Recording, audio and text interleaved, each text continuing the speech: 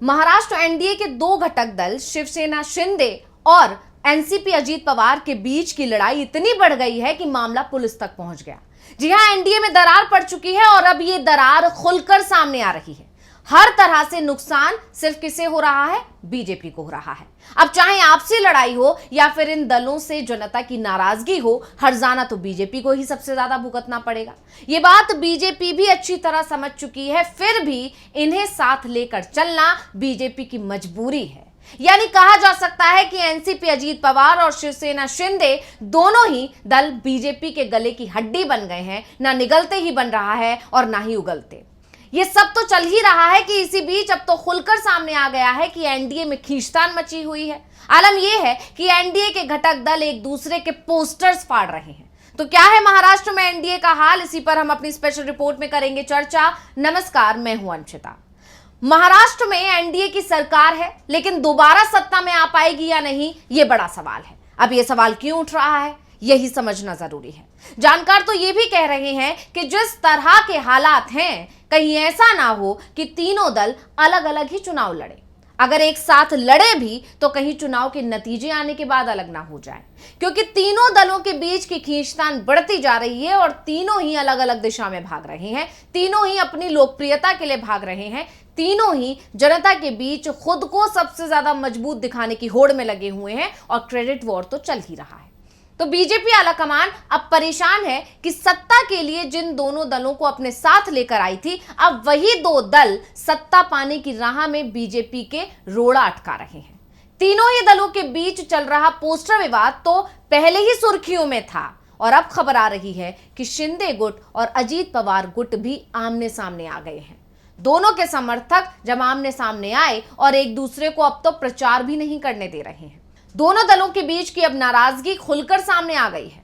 दरअसल यह विवाद तब खुलकर सामने आया जब शिवसेना के नेताओं ने चौराहे पर लगे अजीत पवार के पोस्टर्स को काले कपड़े से ढक दिया था। बता दें कि बारामती पर अजीत पवार का एक बैनर लगा हुआ था, जिसको काले कपड़े से ढक दिया गया और इसके बाद दोनों दलों में झगड़ा बढ़ गया। इस बैनर पर एनसीपी प्रमुख अजीत पवार की तस्वीर थी और शिवसेना कार्यकर्ताओं ने इसे काले कपड़े से ढक दिया, जिसके जवाब में एनसीपी कार्यकर्ताओं ने भी विरोध प्रदर्शन किया और फिर मुख्यमंत्री एकनाथ शिंदे की तस्वीरें फाड़ डाली। अब दोनों दलों में टकराव इतना बढ़ गया कि पुलिस को बीच बचाव में उतरना पड़ा। पुलिस दोनों पक्षों के कार्यकर्ताओं को पहले थाने ले गई और उसके बाद से यह मामला सुर्खियों में छाया हुआ है। वहीं इस पर अब प्रतिक्रिया देते हुए एनसीपी प्रवक्ता अमोल मिटकरी ने कहा कि शिवसेना कार्यकर्ताओं की ऐसी हरकतों से दोनों पार्टियों के बीच संबंधों पर असर पड़ेगा। यानी चुनाव की घोषणा होने से पहले ही इस तरह के हालात हैं और ऐसे में अब जो है प्रवक्ता ने इस तरह के संकेत भी दे दिए कि इसका हर्जाना भुगतना पड़ सकता है एनडीए को। इससे जो है संबंधों पर असर पड़ेगा और जाहिर है जब संबंधों में खटास आएगी तो इसका आगामी चुनाव पर भी असर पड़ना तय है। वहीं इस पूरे मामले को लेकर जब अजीत पवार से भी बात की गई, उनसे पूछा गया कि मैं ऐसी छोटी छोटी बातों पर ध्यान नहीं देना चाहता, इस मामले पर बात नहीं करना चाहता, वो एकनाथ शिंदे से बातचीत करेंगे। उन्होंने साफ साफ कह दिया कि वो अभी कुछ नहीं कहेंगे, लेकिन वो इस मामले पर एकनाथ शिंदे से जरूर बात करेंगे। और जब वो ये बात कह रहे थे, उस दौरान वो उनके इस बयान से इस बात के संकेत मिल रहे थे कि वो इस बात से बहुत ज्यादा नाराज हैं और ये मामला इतनी आसानी से वो नहीं भुलाएंगे और इस पर वो कुछ एक्शन भी ले सकते हैं। यानी भले ही अजीत पवार ये कह रहे हैं कि वो ऐसी बातों पर ध्यान नहीं देते, लेकिन उनके समर्थकों ने तो अपना काम कर दिया और बदला लेते हुए सीएम शिंदे के पोस्टर्स को फाड़ दिया। और इसी खबर ने महाराष्ट्र एनडीए में पड़ी दरार को सबके सामने लाकर रख दिया है। दोनों तरफ से चल रही इस जंग ने अब बीजेपी आलाकमान की नींद उड़ाकर रख दी है, जबकि आलाकमान बार बार यही समझाने की कोशिश कर रहा है कि जनता के सामने एकजुटता का संदेश दो। ये समझाने के लिए खुद अमित शाह को बैठकों पर बैठकें करनी पड़ रही हैं, लेकिन नतीजा 0 सन्नाटा। कभी शिंदे समर्थक गलत पोस्टर छपवा देते हैं, तो कभी अजीत समर्थक शिंदे को पोस्टर से गायब ही कर देते हैं, तो कभी शिंदे समर्थक अजीत के पोस्टर्स को काले कपड़े से ढक देते हैं, तो फिर इसके बदले में अजीत के समर्थक जो है शिंदे के पोस्टर्स को फाड़ देते हैं। यानी दोनों ही तरफ से जबरदस्त वार पलटवार चल रहा है। मतलब ऐसा कि लग ही नहीं रहा है कि ये दोनों ही दल एक ही गठबंधन में शामिल हैं। हालात ये है कि विपक्ष के दलों से भी शायद इस तरह का वार पलटवार देखने को बहुत ही कम मिलता होगा। और ये कोई पहली बार नहीं है, बल्कि शिंदे गुट तभी से नाराज है जब से अजीत पवार की एंट्री एनडीए में हुई थी। शिंदे गुट इसके लिए बिल्कुल भी राजी नहीं था कि अजीत पवार एनडीए का हिस्सा बने, लेकिन बीजेपी ने शिंदे की कोई भी बात नहीं मानी। इसके बाद से ये दोनों ही दल अलग अलग दिशा में भागते रहे हैं। यहां तक कि शिंदे गुट के एक मंत्री ने तो ये तक कह दिया था कि अजीत गुट के मंत्रियों को देखकर उल्टी आती है। एकनाथ शिंदे सरकार में स्वास्थ्य मंत्री तानाजी सावंत के एक बयान से महाराष्ट्र की सियासत में भूचाल आ गया था। तानाजी सावंत ने कहा था कि मेरे जीवन में कभी भी मेरी एनसीपी के साथ नहीं बनी। हम एक दूसरे के पास बैठते थे, लेकिन जब भी बाहर आता था तो उल्टी हो जाती थी। मैं एक पक्का शिवसैनिक हूं, एनसीपी के साथ पूरे जीवन मेरी नहीं बनी। तो ये सिर्फ एक मामला नहीं है, ऐसे अनगिनत मामले हैं जो इस बात का संकेत हैं कि एनडीए में एकजुटता नहीं है, और खासकर शिंदे और पवार गुट के बीच तो बिल्कुल भी जो है सामंजस्य नहीं है। इसी को लेकर जानकार अब दावा कर रहे हैं कि एनडीए चुनाव से पहले या फिर बाद में टूट सकता है, या तो दोनों ही दल एनडीए से अलग हो जाएंगे, जिसकी संभावना सबसे ज्यादा जताई जा रही है। और अगर एक बार को मान भी लें कि दोनों दल अलग नहीं हुए, तो कोई एक दल एनडीए से अलग जरूर हो जाएगा।